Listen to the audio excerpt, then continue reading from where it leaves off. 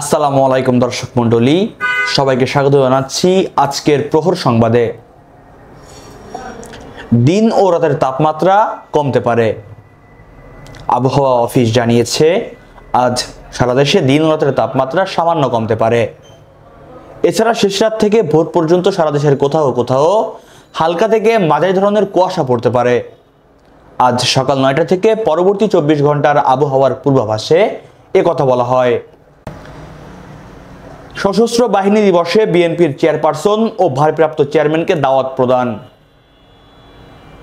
এবছরের সশস্ত্র বাহিনী দিবসে বিএনপির চেয়ারপারসন বেগম খালেদা জিয়া, দলের ভারপ্রাপ্ত চেয়ারম্যান তারেক রহমান, মহাসচিব মির্জা ফখরুল ইসলাম আলমগীর ও জাতীয় স্থায়ী কমিটির সদস্যবৃন্দ সহ বিএনপির ২৬ জন দাওয়াত পেয়েছেন। প্রধান উপদেষ্টার কার্যালয়ের সশস্ত্র বাহিনী বিভাগ থেকে আগামী ২১শে নভেম্বর বৃহস্পতিবার সশস্ত্র বাহিনী দিবস উপলক্ষে আজ মঙ্গলবার দুপুরে রাজধানীর গুলশানে বিএনপির চেয়ারপারসন কার্যালয়ে এ দাওয়াত পৌঁছে দেওয়া হয়। ডেঙ্গুতে আক্রান্ত হয়ে ১০৫২ জন রোগী হাসপাতালে ভর্তি। দেশে ডেঙ্গুতে আক্রান্ত হয়ে আরও ১০৫২ জন ডেঙ্গু রোগী হাসপাতালে ভর্তি হয়েছেন। এ সময়ে আরও একজন ডেঙ্গু রোগীর মৃত্যু হয়েছে।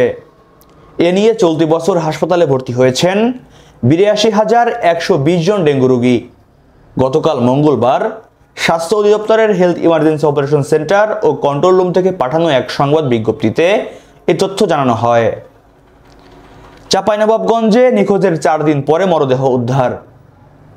চাঁপাইনবাবগঞ্জের গোমস্তাপুরে নিখোঁজের ৪ দিন পর বাড়ির পাশের পুকুর থেকে নেপাল টপ্পু নামের এক শিশুর ভাসমান লাশ উদ্ধার করেছে গোমস্তাপুর থানা পুলিশ। শিশুটি চাঁপাইনবাবগঞ্জ জেলার গোমস্তাপুর উপজেলার পার্বতীপুর ইউনিয়নের শেখপুরা গ্রামের দুলাল টপ্পর ছেলে।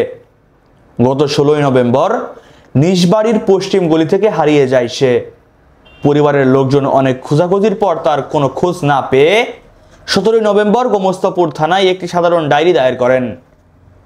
বুধবার ২০ নভেম্বর সকালে উপজেলার পার্বতীপুর ইউনিয়নের শেখপুরা গ্রামের নিজ বাড়ির মন্দিরের পাশের পুকুর থেকে পুলিশ লাশটি উদ্ধার করেছে।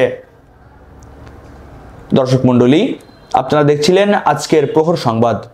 সঙ্গে ছিলাম আমি মহিবুল্লাহ নাহিন।